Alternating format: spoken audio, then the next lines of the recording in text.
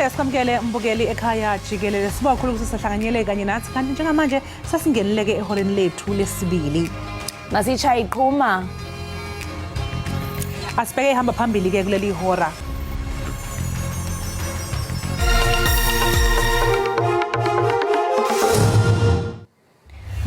Kulindeleke ukuba kusingathwe imicimbi yohlukeneyo namhlanje kuquka nokutyhila kwemifanekiso eqingqiweyo katata uNelson Mandela eQunu. Inkonyama yesizwe samaZulu izolo yemukele inxusa lase-United Kingdom elizinze kuleli izwe njengoba bebezobhunga ngezinto ezithile ezimqoka ezifaka phakathi ubudlelwane balamazwe womabili.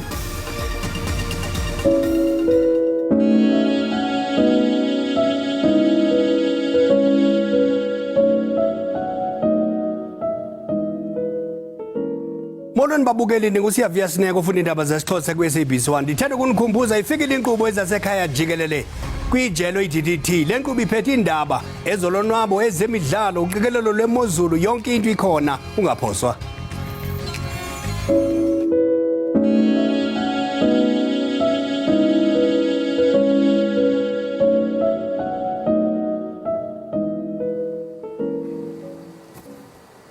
Owengamele ezobuciko namasiko e-Eastern Cape uNonceba Kontsiwe uthi sesifikile isikhathi sokuthi iNingizimu Afrika ivuselele izimiso zowabe engumengameli wokuqala ngaphansi kwenqubo yentando yabantu kuleli ubaba uNelson Mandela. Lokho kusho ngesikhathi kethu inkulumo yosuku esifundweni ngoMadiba eQunu. Kunochungechunge lweinhlelo zokugubha usuku lokuzalwa kukaBaba uNelson Mandela eyifaka phakathi nokwethula kwezichuse zakhe eQunu nasendaweni egcina amagugu eMthatha. Ngesikhathi ke mbukeli banjwe lesisifundo ngempilo kaMadiba izikhulumi zibalule ubumqoka bokungahlanekezelwa komlando wakhe. Most of the Western writers never even try to acknowledge that social history from the village of Mqhekezweni, from Vezo to Kuno to Mqhekezweni.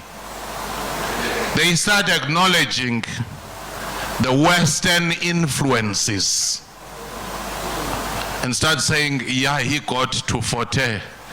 Maybe he read some Karl Marx. We must reflect on all these ills of the society and the moral decay and say, what are we contributing into changing the situation around? It's not all doom and gloom. There is hope, but it needs our concerted effort for us to meet together as communities and say, what can we do best in order to change the situation around, in order for us to show that we are living the legacy of Utatu Mandela. Now, the reason why we had these two statues, one at Bunga Building and the other one here at Kuno, it's because at the Bunga Building we've done a statue that depicts former president as a statesman, as an internationalist, as a person who was compassionate and welcoming. Here at Kuno, you will see the difference because here you will find that he is being depicted as a Tembu, a Xhosa man, and the attire that he's going to be wearing or is wearing, it depicts that.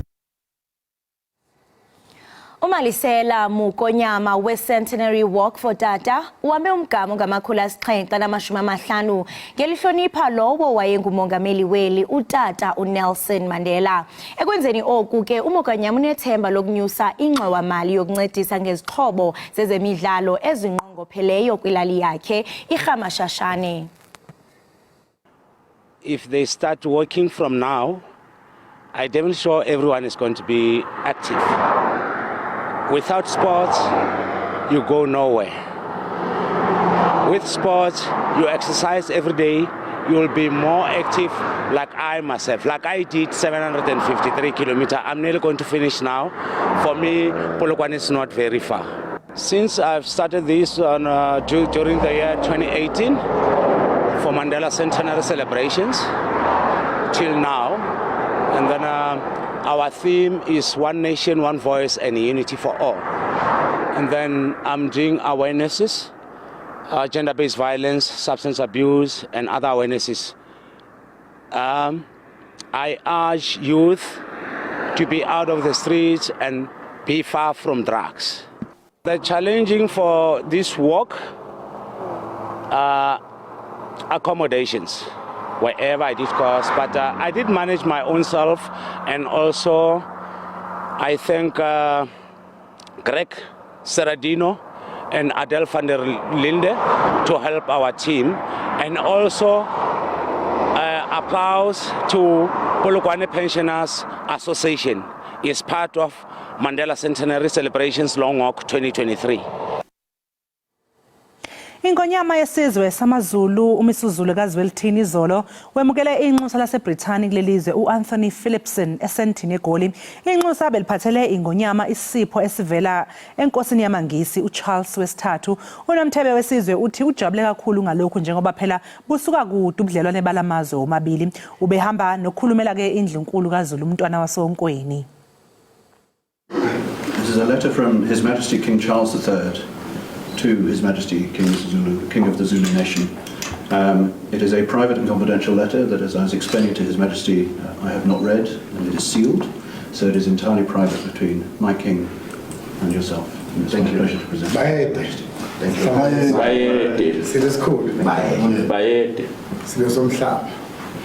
Thank you so much to the Ambassador, and thank you so much for conveying a message from His Majesty King Charles, a confidential message letter which he has sent to me as King of the Zulus, and also has sent to me as part of a letter to the Zulu Nation. So we greatly appreciate that. Thank you so much. For all of that, just to say a few positive words for this meeting today. It's for the follow-up meeting, because His Majesty the King, the late King Goodwill Zwelithini Nikapego Zulu, had started the relationship with Her Majesty the late Queen Elizabeth of England. The relationship and coordination that needs to happen between the two nations, Britain and Zululand, and the Zulu people and the British people. We have a good history, a rich history, which goes back having to mend relationships of working together in our different soils. History has happened, and we can't go back to it, but we have a future where we just look back in history, because our history gives us a way forward to the future. We look for a bright future as the Zulu people together with Britain, and thank you so much. We will do exactly what we are supposed to do for the people and the benefit of our people in our country. Thank you.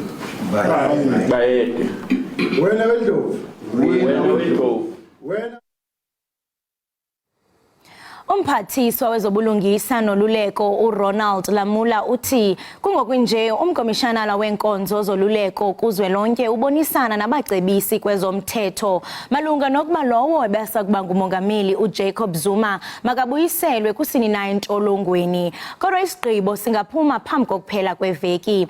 Oku kulandela isigwebo senkundla yomgaqo siseko esibeke ecaleni isigqibo sokunika owayesa kuba inhloko yelilizwe inqawule yomnyango.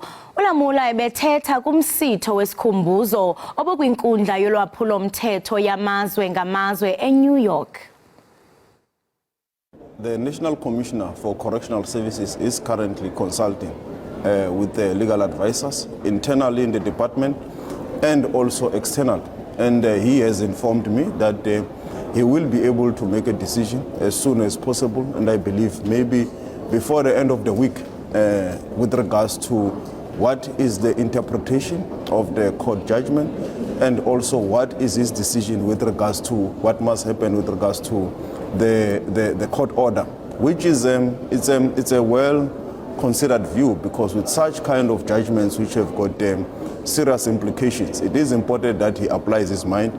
I will just call for calm in the country, and also call for space to give the National Commissioner to read the judgment, to apply his mind, and to then take a decision that they will inform both the parties or all the parties involved in the matter, including the nation. And I will believe that at that stage, we can then be able to say to the nation, this is what has been decided by the National Commission.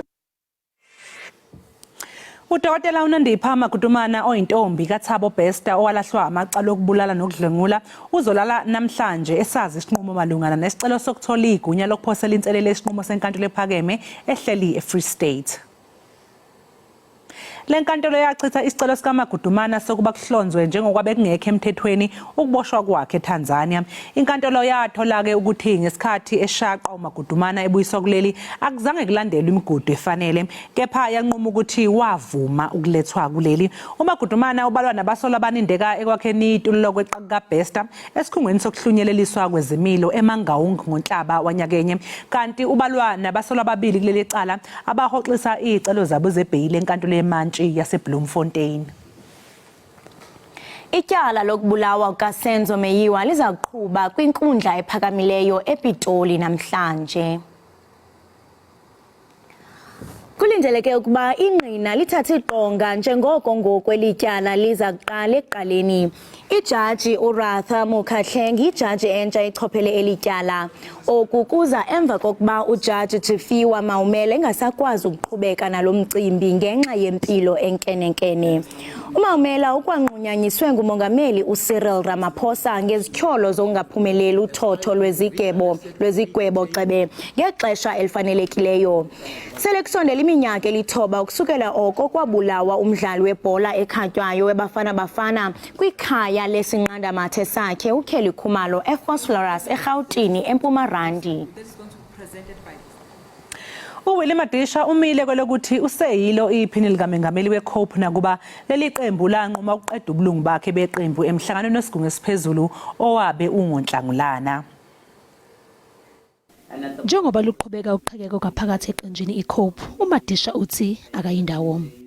I am the deputy president of COPE, and my comrade here, Mzwandile Hleko, is the secretary for elections. Lokhu kuza emva kokuthi unobhala jikelele weCOPE Eric Mohlapamaswi ethe isinqumo sokuxoshwa uMadisha benomzwandile Nhleko ongunobhala wezokhetho sathathwa ngezilinye ngokwembandela yomthetho sisekelo.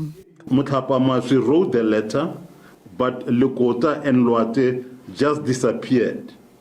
Instead of helping their choir with the COPE procedures that you cannot terminate anybody's membership without having a political mandate from the National Congress and elected by the members directly. uMadisha ke uphinde wakhipha isixwayiso kulabo ababize ngokuthi bayiqembu elithengiwe. I am sending a warning to the rented choir led by Mr. Lekota that your time is up.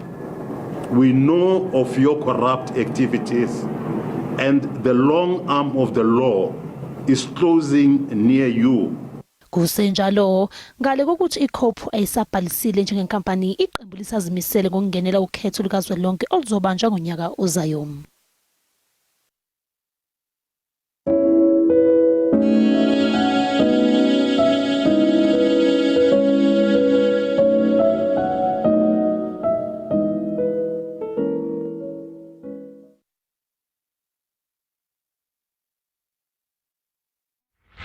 It is an idea for which I am prepared to die. I cherish the idea of a new South Africa where all South Africans are equal. We pledge ourselves to liberate all our people from the continuing bondage of poverty. Yes, it's been a long road. And when in doubt, like Madiba, keep walking. Never and never again shall it be that this beautiful land will again experience the oppression of one by another. Don't be part of the problem. You are the change you seek. Be the Madiba you want to see. We understand it still that there is no easy road to freedom. Enkosi ngokuhlala nathi nisasibukele apha ekhaya jikelele kwinkqubo ndaba yakho uDTT.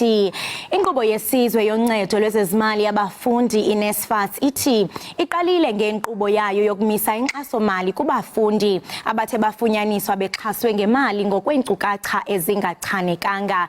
iNSFAS ithi oku kwenzelwa ukuthintela ukwabiwa kwemali ngendlela engafanelekanga nengekho mthethweni kubafundi abawela ngaphandle kwemimiselo yemigaqo-nkqubo yeliqumrhu.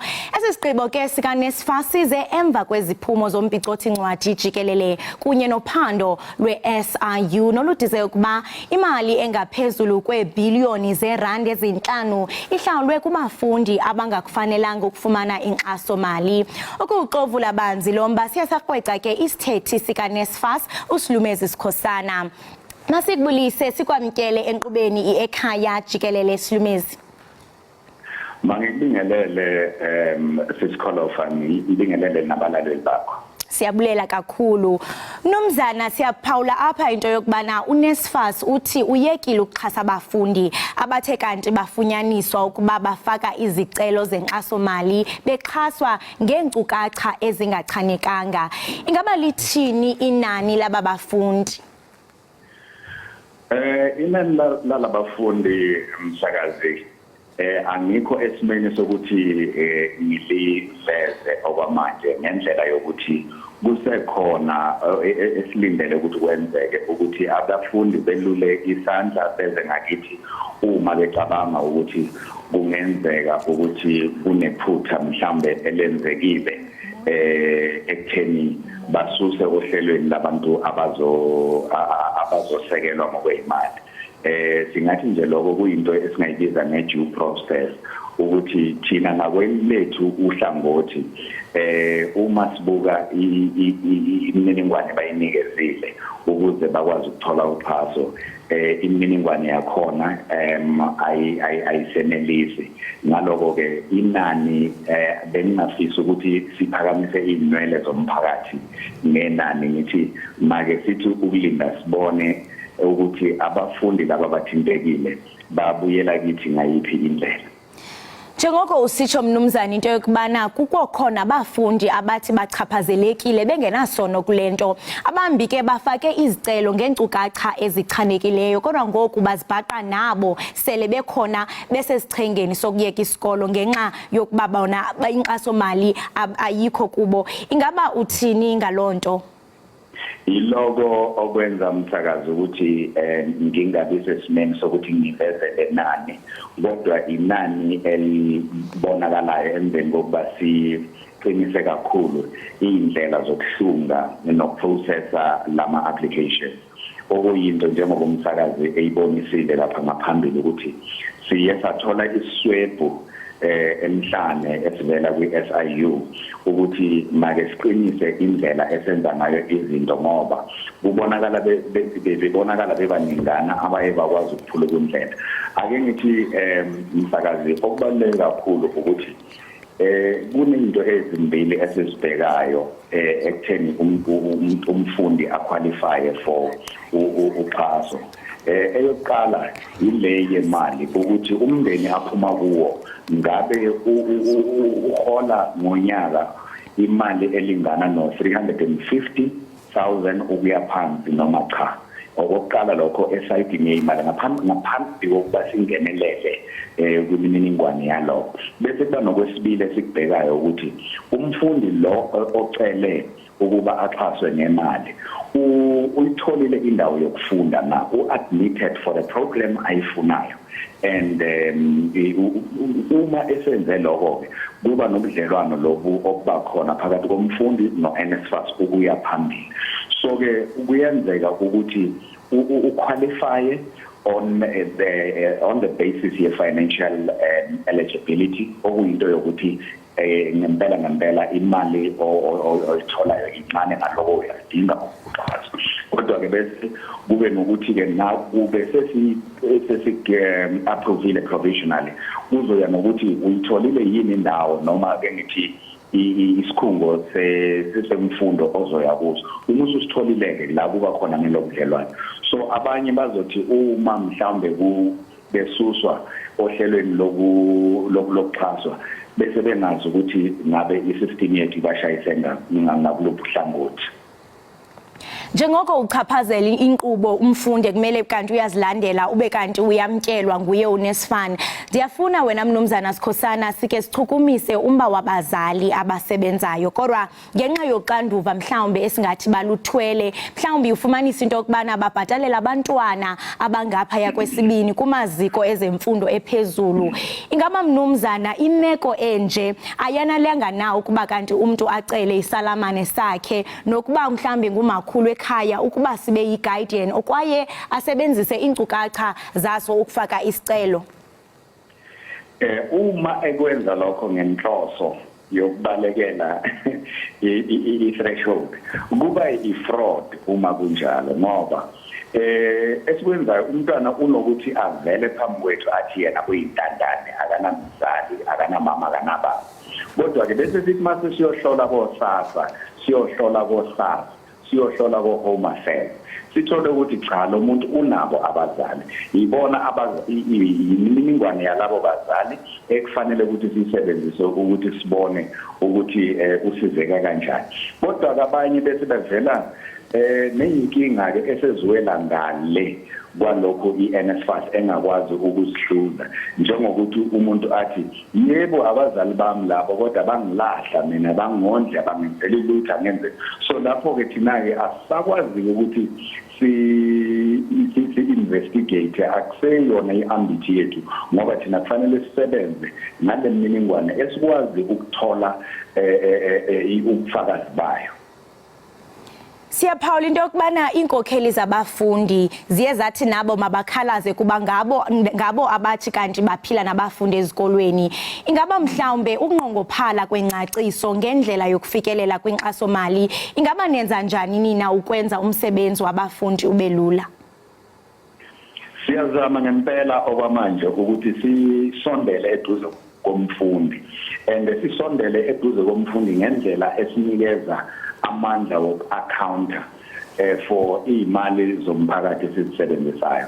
Sikwenza kanjani lokho? Uma inyuvesi inika umntwana imfundo sibhadala imfundo sikhokhela inyuvesi directly. Uma umfundi ethola indawo yokuhlala mhlawumbe enyuvesi kumbe eindaweni eziseceleni sibhadala lezo indawo noma sikhokhela lezo indawo naloko nangako umfundi ke siyesathi ngoba kunezehlakalo ezinye ezikeza siphakamisela inwele la bokuthola ukuthi umntwana uthole imali eyizizumbula sizwisisa ukuthi ifinyelele kanjani lapho thina sazi ukuthi imali sasinikeze isikhungo semfundo ephakeme kodwa isikhungo semfundo ephakeme sayinikeza uservice provider wase eba nenkinga ekuthena adlulisele imali emntwaneni noma kwadlulisela izizumbulu zemali. So ukuze sibalekele lokho sithize masivele ne-NSFAS card i-bank card e-master card backed up ukuthi umntwana azitholele imali bukhoma nathi sikwazi ukuthi imali uma iphuma e-NSFAS ingene e-accountini yomntwana ukuze kwenzele ukuthi uma kukhona ama-delays noma ukubambezeleka sikwazi ukuthi sibe sesimeni sokuyiphendulela. Kukho amaqela ke ezopolitiko athi bambalwa abafundi abathe bafumana izibonelelo abo bathe banechamba bafumane imali incinci. Ingaba yinyaniso leyo? Msakazi into esisayilungisa leyo ngoba bekuneyinkulumiswano nje ezikhona zokuthi abantu bacompare noma balinganise isolution yethu namabhange kanti ke thina ngoba into esifuna ukuthi imali ifike emntwaneni ngokusheshsha nesikhathi esifanele asebenzisanga amabhange directly la amakhulu wena owaziyo kukhona lokho kubizwa ngokuthiwa ama-payment aggregation companies asebenza ukuthi athi emalini ichithisaka ngendlela efanele nangokusheshsha ebafundini sisebenzisa lokho siwu-NSFAS. Manje iphutha elinokwenziwa abantu ukuthi babe sebecompare mhlawumbe ibhange elikhulu ngehluleka ukuquota la aziwayo nje alihlaza nabomvu na green, kodwa ke bese bethi becompare indleko zaloko bazilinganise nale solution yethu kube iphutha ke lokho. Kodwa ke imizwa yabafundi abayizwakalisile ake ngithi nje abaphathi babafundi, student leadership, siye sahlala nabo phansi sachazelana sabona ukuthi iva lihlaba kuphi, sabe sithi noma sivumelane ngo-12 rand kwi-management ye-fee, kodwa ke sakubheka sibheka lokho sikubiza ukuthi ma-transactional costs, ukuthi kula sinikeza khona umfundi lokho ebakubiza nge-financial emancipation, ukuthi naye umfundi makakwazi ukuthi athi angeke ngiwithdraw ucash ngoba mhlawumbe inani lokwithdraw liphezulu, or mhlawumbe athi make ngiswipe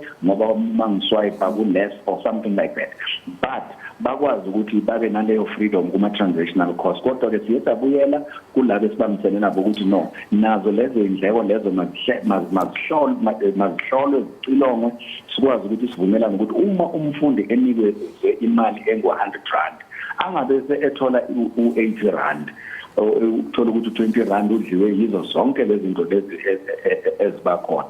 So yiloko ke esibhekayo kunye nabaphathi babafundi, student leadership, ukuthi sikulungise. Kodwa ngale kwalokho siyavumelana ukuthi umfundi ufanele athole imali emfanele ngesikhathi esifanele ngaphandle kokukhinyabezeka.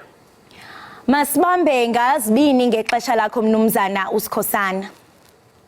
Ngibonga kakhulu kuwe nakubalaleli bakho. Enkosi. Lokho embukeli wesithetha naye nguye kaloku mnumzana Silumezi Sikhosana nosisithethi seNSFAS sidlana indlebe naye ngomba wokumiswa inkxaso mali kubafundi abathe bafunyaniswa bexhaswe ngemali ngokweenkcukacha ezingachanekanga. Ngoku ke masithi qhwi evenkileni ungayindawo kuninzi esikuphathele kona.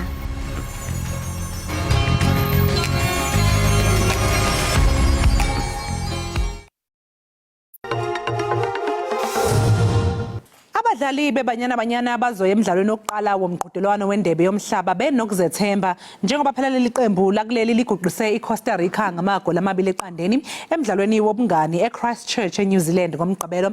Umdlalo kwebanyana wokuqala uzoba ngesonto kanti izobe ibhekene neSweden. Amalungiselelo ebanyana kuyaphazamiseka emasontweni ambalwa edlule njengoba labo bompetha abasezonikazi Afrika beke bangabona ngasolinye nenhlangano engamele ibhola likanobhutshuzwayo kuleli, kodwa konke kugcine kulungiswa ngaphambi kokuba ibanyana ifulathelela kuleli njengoba iseNew Zealand nje. Kusenjalo leli qembu likuthakasele kakhulu ukunqoba umdlalo walo umngane neCosta Rica njengoba lishaye ngama-2-0. We could still get better. I think at the end of the day, there's always room for improvement with any game. But we minimized the mistakes. We didn't concede, and that's really good for us, going into this tournament in terms of how we want to set up and how we want to play as a team. But yeah, confidence booster for the team. And I hope that, the confidence that we picked up from this game, we can take it straight into the tournament because it's going to be a tough one for us. But I think everyone is, in good spirits and in good mood and ready for the tournament. Zisekhona ingqinamba kufanele ilungiswe yize lidlale kahle kakhulu leli qembu emidlalweni walo neCosta Rica. We saw we did our little bit of our mistakes, so we have to learn from that because we were giving balls away and we have to maximize that because when we're playing against team like Sweden, once you make a mistake, they're gonna punish you. So we really have to work on that and rectify our mistakes. Ibanyana iqhathwe neSweden, iItaly kanye neArgentina eqoqweni uG.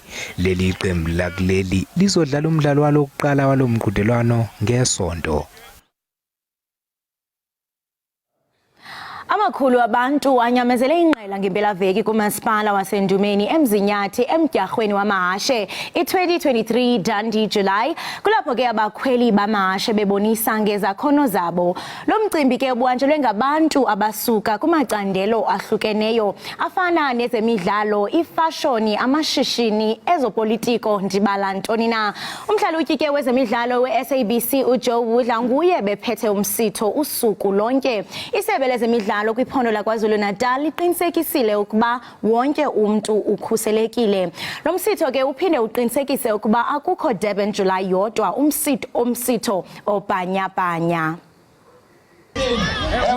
Njoba silindele ke kukhona namasha aphuma ke elisuthu ke namhlanje namasha ingozi aphuma lapha eHerigwala naphuma lapha eMpumalanga ingozi ngasibe khona ngoba abaningi njoba sisonke sila sibheke ihashi unqakanqa ukuthi ihashi ke elikaselimphazamisa uTroublemaker kodwa kuTroublemaker indaba yakhe ila mhla ithanda nayengasuka nje aqale kahle alikho ihashi la elingakwazi ukuthi ke limatche elikwazi ukuthi lifike estandardini sakuthi ke lihashi angazi noma singathi lisquad ngendlela lapha elenza ngakhona ngoba malingafuni ngasuke nje lingasuki kodwa malike laze lasuka lafuna ngalolo langa akho washe lizombamba angathi ngathini ngijabule I'm more than happy and I run short of expressing myself.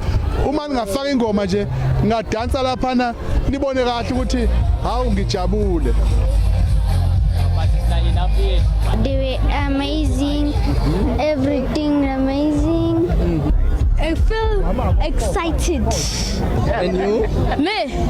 I didn't see anything, but there's something I'm gonna see here, somebody falling, and they will laugh at him.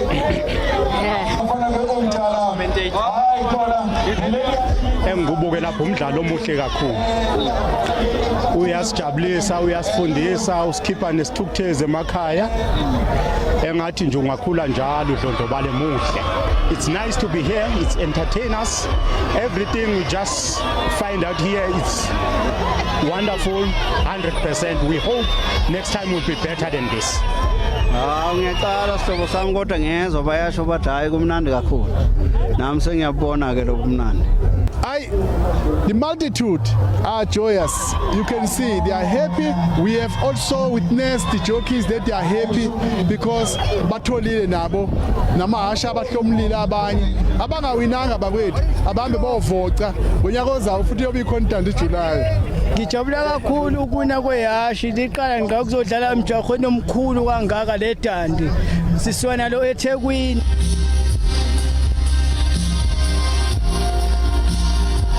The theme African royalty, so we mix some Nigerian and the Zulu, so Rainbow Nation. We respect umcimbi kakhulu. We are used to ukuthi masimenyiwe suhlonipha umcimbi. This is representing Ndwendwela culture, which is very from Africa. So yes, I want to showcase my sister's skills.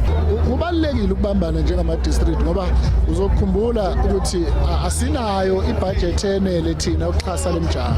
Namhlanje nje mongalandela osomabhizinisi balapha endumeni lasikhona nakule district. Mhlawumbe amanye amagaraji aphelele opetrol, itoro zokudla ezinye zosala zi-end. So lokho ke kutshela ukuthi umnotho uyakwazi ukuthi uthuthuke masibambisana kulezi zinto ezifana nalezi zemidlalo. Kuhle nangabe ukuthi kubambisane lokhu njani umasipala idistrict bese kubambisana njengoba sibona nendumeni ikhona la bebambisene ekhamisene bebambisene futhi ke nomnyango ke wezemidlalo okuyinto enhle kakhulu leyo.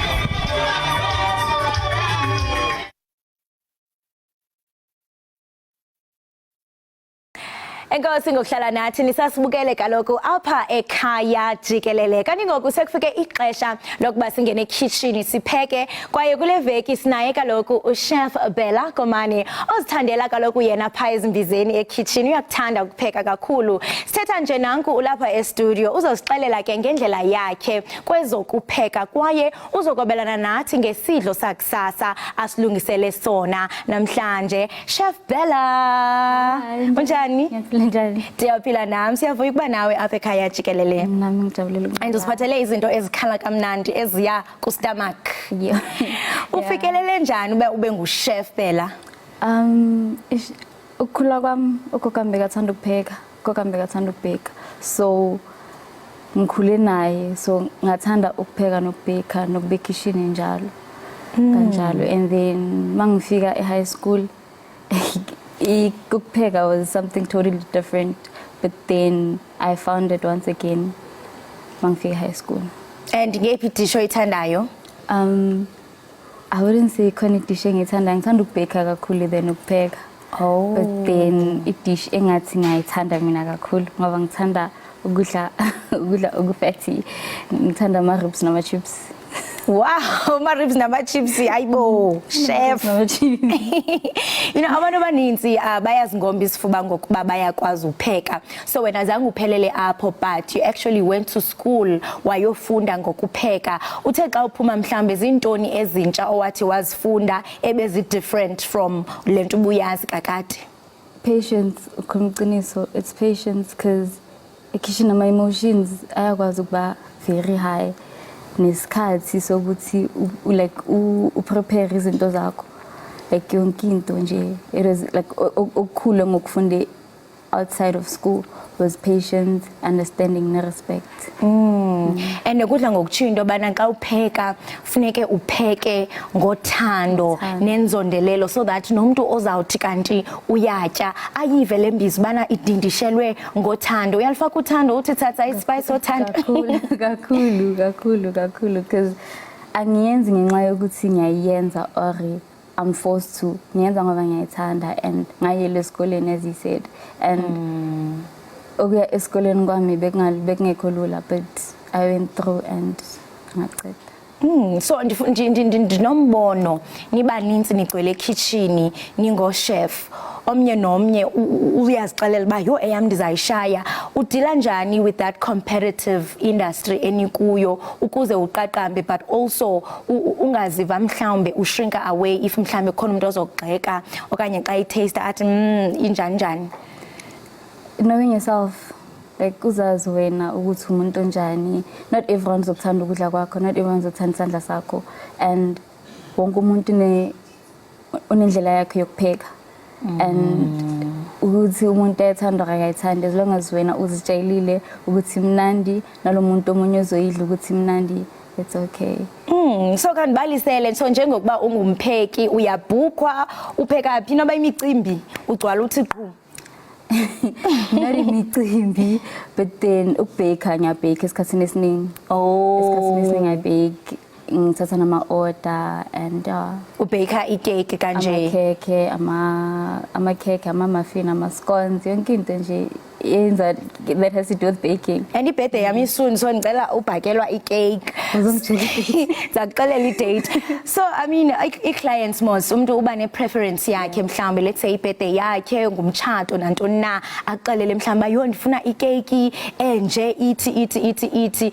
If mhlawumbe uyayibona ba it's so not creative, mhlawumbe ayinayo that thing, wenza njani ukwenza sure ukuthi uyasebenzisana ne-client without ukumnyantsela phansi ube ngathi mhlawumbe lanto ayitshoyo ayibhadlanga mhlawumbe?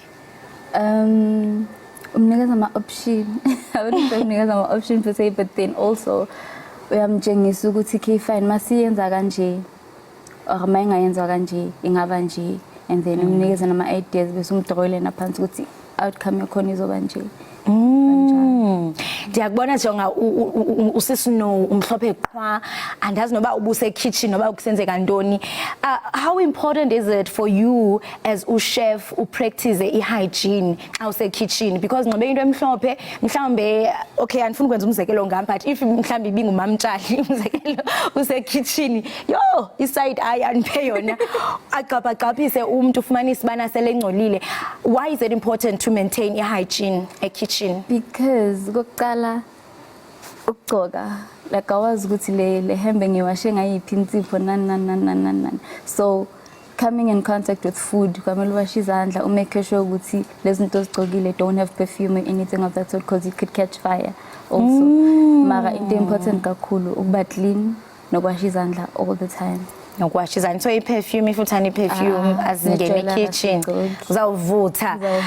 Well ndiqinisekile nababukeli bajongile uba yintoni lingqunga apha etafileni bayafuna ukwazi esisidlo sakusasa osithe wasilungiselela sona. Khawusixolele banzi because ndiyabona uba isabuntaba sabu egg kwenzeka ntoni apha? Okay, lena i-eggs benedict.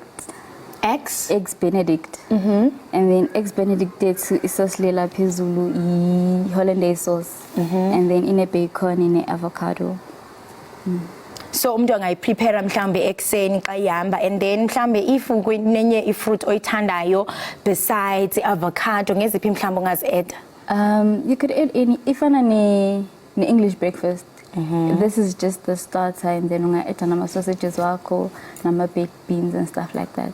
But this unga add ne scrambled eggs wako la no keep eggs Benedict if you don't like ikandeli manzi. Wow. And then into yokusela ke mhlawumbe xa ufuna ukuthoba ungathoba ngantoni? Coffee, tea. Mina ngizithandela vele ezishisayo, ngithanda ijuice. Uzithanda into ezibandayo. I hope zijuice kuphela hayi nenanzikani. Oh chef kaloku pha ekoneni. Ngithi nipheka umuntu umbone uba hey umaqhaphesha kanti nibane nizithi. Anix ijuice kuphela. So njengokuba ungenile kwelicandelo lokupheka uzibona uphi mhlawumbe in the next coming years? Ngifuna uqala business yami. As I've already started ukubeka and stuff like that, but ngifuna a registered business under my name and ngibe successful. Successful and just ngirun a restaurant yami nami. Nice. And for umuntu obukeleyo ekhaya othi naye uyafuna into okubana azibandakanye kwekuphekeni, uyazibona into abana jonga ndine passion and ukutya kwami xa ndikuphekile kunalanto man wonke umuntu uyavuseleleka, ungamcebisa uthini especially mhlawumbe umuntu osemakhaya? Don't give up. Don't give up on your dreams. And if you ufuna ukufunda, it's not just private institutions or private colleges that take students. Nase FET bayawathatha bayenze hospitality. And And then ngawaphi mhlawumbe amazwe ongathanda into yobana utravel kuwo? I'm sure. Anjani une big dreams? Fanele ngoku you are affirming.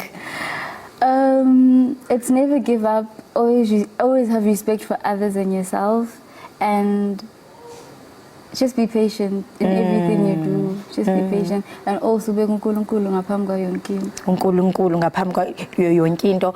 Ingaba mhlawumbe khona umuntu ojonge kuye okwi kwicandelo lokupheka mhlawumbe ungathi uyi role model yakho? Actually, bengenayo until recently. Oh wow. Bengenayo until recently. The funny chef. The funny chef. Oh yes, yes. I love it to bits and pieces. I love it to bits and pieces because I wouldn't say mntana sekasi, but then umuntu ozithobileyo akazikukhumbisanga alright nje. Humility is virtue. Chef masikubulele ngexesha lakho wabelene nathi ekhaya Jikelele. Just ukukhuthaza nje ababukeli, especially now that we are in the winter season, ngenantsikana that they can prepare okanye i-breakfast abangazipreparisha ngentseni. I-breakfast niyenza kanjani? No, i-breakfast abangazenza ekseni. Ekseni. Oh. Okay. Poached eggs, ile qanda, but then this is like the whole breakfast. It's poached eggs, and then also, I wouldn't say scrambled eggs because it's debo sisi triele, and then sampe ama scones with jam, scones with cheese, depending on the preference yakho. Isikhathini esiningi ukuthi uthanda ini, but then ongakuthandayo mina ilokho. Amazing. Thank you so much for ube nathi kwaye sikunqwenelela okuhle kodwa in your journey. Siyathemba ke uzawudibana naye ufani chef nisebenze kunye collaborate, right? I pray, I hope so. Hayi amaphupha ayafezeka. Right, imbukeli wami ke ngoku siyayiqukumbela ekitchen. Masithi qhwi evenkileni ungayindawo siyabuya emva kwale ntengiso.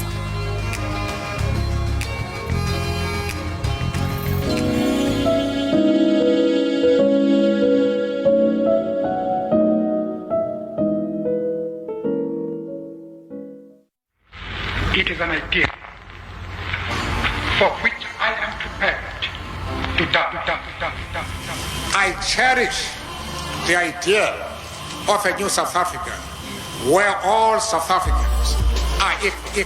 We pledge ourselves to liberate all our people from the continuing bondage of poverty. Yes, it's been a long road. And when in doubt, like Madiba, keep walking. Never and never again shall it be that this beautiful land will again experience the the oppression of one or another. Don't be part of the problem. You are the change you seek. Be the Madiba you want to see. We understand it still that there is no easy road to freedom.